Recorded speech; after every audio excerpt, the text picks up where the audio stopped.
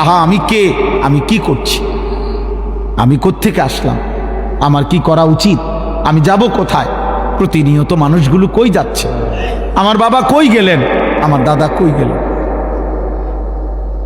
আমার চাচা মামা ফুফা খালুরা কই গেলেন, কই গেলেন, আমার জ্যাঠারে আমি এক সপ্তাহ আগে দেখা গেছি, এক সপ্তাহ পরে দেখছি জ্যাঠা নাই,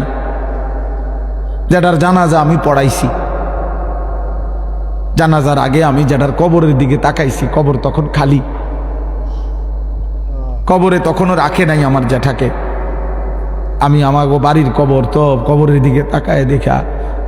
কিছুক্ষণ তাকায় থাকছি, আর আমি মনে হয় যেন শুনতেছি যে কবর আমারে বলে, আনিস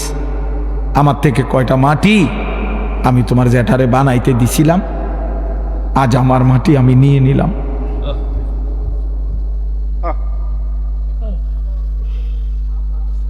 আজ আমি আমার মাটি আমি নিয়ে নিলাম।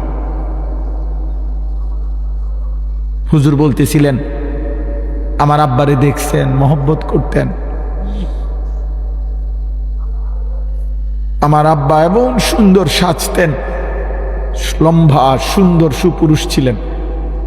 আমার বাবা, আমার আব্বা ছিলেন।